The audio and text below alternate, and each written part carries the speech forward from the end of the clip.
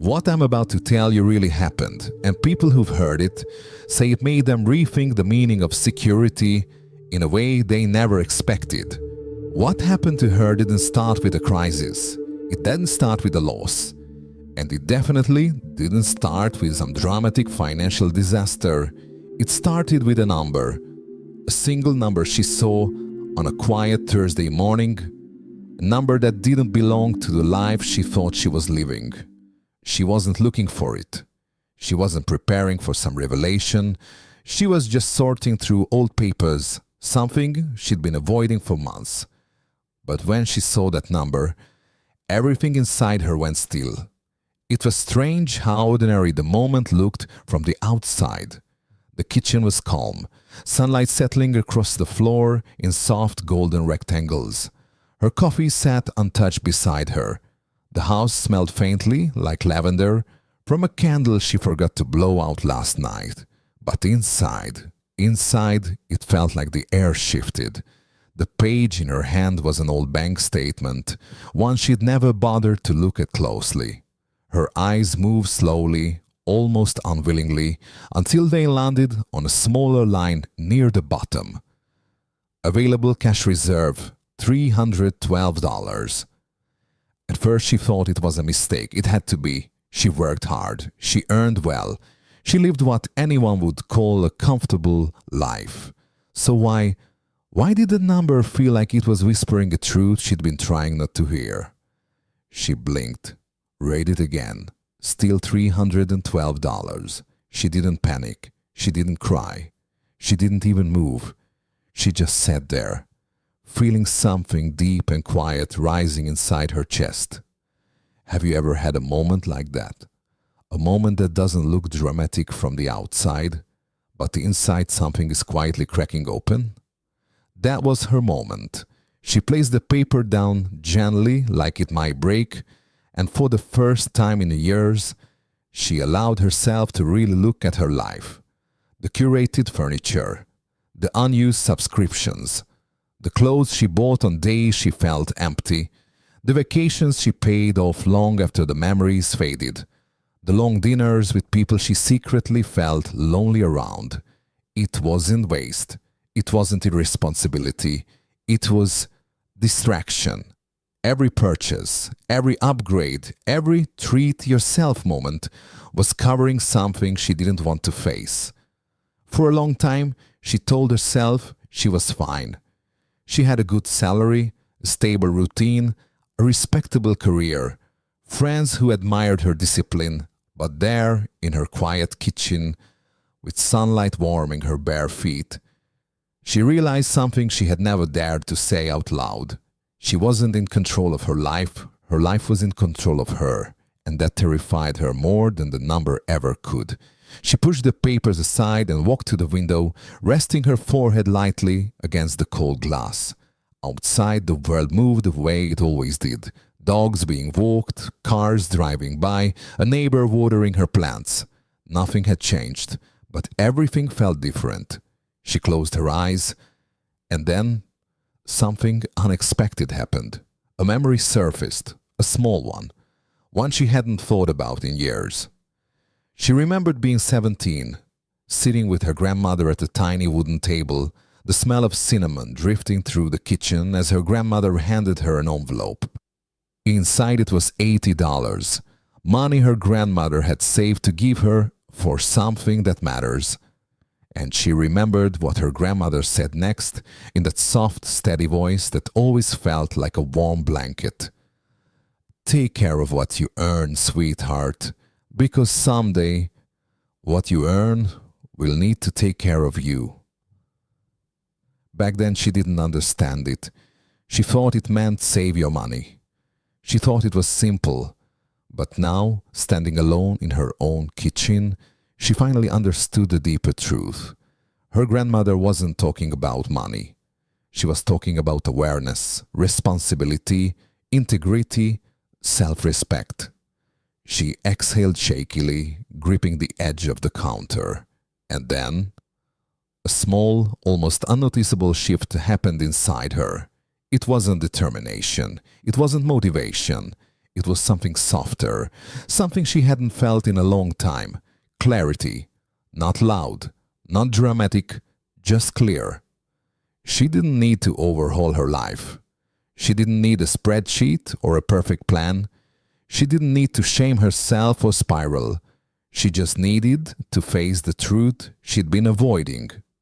She walked back to the table and picked up the statement again, but this time not with fear, with curiosity. Where was her money actually going? Where did her life feel noisy? Where did it feel heavy? She noticed the little things first. A subscription for a yoga app she never opened, a clothing service she forgot she signed up for, a meal delivery plan she used twice, automatic payments she didn't recognize, tiny leaks, tiny losses, tiny ways she had been drifting instead of choosing. She didn't judge herself. She didn't rush. She simply breathed and continued. And then as she flipped to the next page, she felt something shift again, a subtle tightening in her chest. There, printed in plain black ink, was a charge she remembered vividly. A luxury hotel she stayed in for 2 nights months ago, after a week where she felt like she was disappearing inside her own life. Back then she told herself she deserved it, that she needed to escape, that it was self-care. But now, looking at it with clear eyes, she realized something she had never admitted. It wasn't self-care, it was self-abandonment. She wasn't treating herself. She was trying to run away from a life that no longer fit who she was becoming. She leaned back in her chair and let the truth settle. It didn't hurt, it didn't sting, it just softened her. She reached for her coffee at last, now lukewarm, and took a small sip.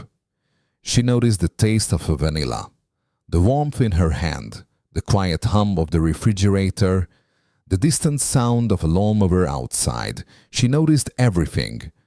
For the first time in years, she wasn't rushing. She wasn't performing. She wasn't pretending. She was simply present. And presence has a way of telling the truth gently.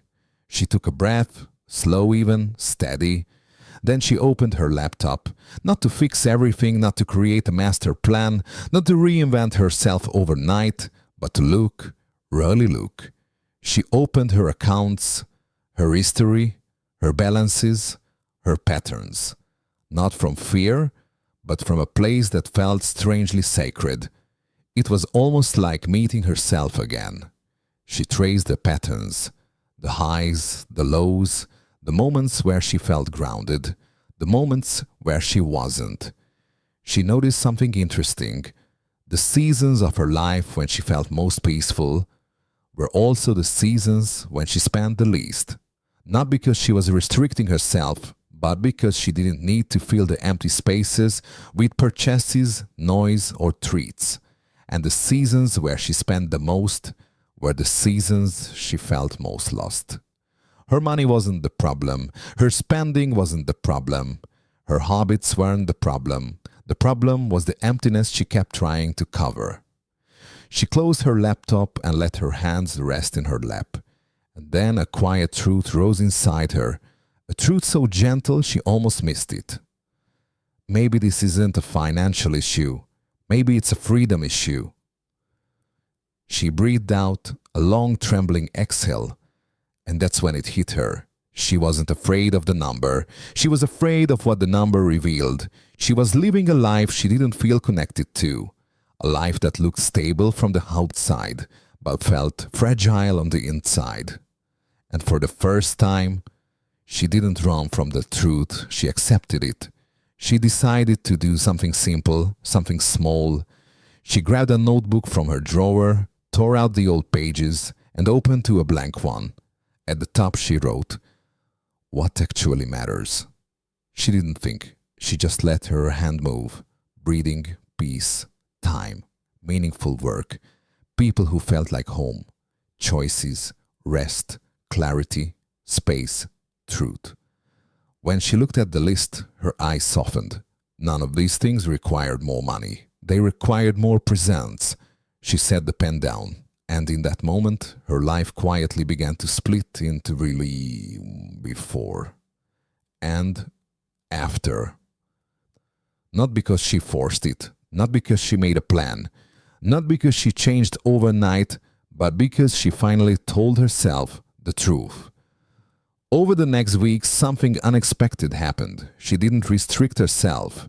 She didn't punish herself. She didn't chase some new, intense goal. She simply paid attention. She noticed what made her feel heavy and what made her feel lighter. She chose lighter. She canceled the unused subscriptions. She simplified her days. She cooked more. She walked in the evenings. She opened her mail instead of avoiding it. She checked her accounts without shame. She made choices from clarity instead of impulse. Her money didn't change overnight, but her relationship with it did. And slowly, something beautiful emerged. Something she hadn't felt in a very long time.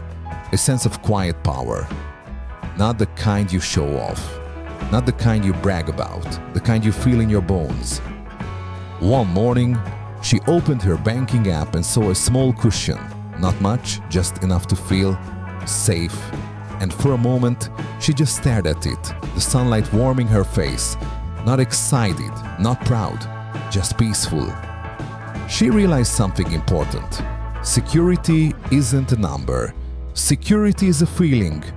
And for the first time in years, she felt it again. She closed her eyes and smiled.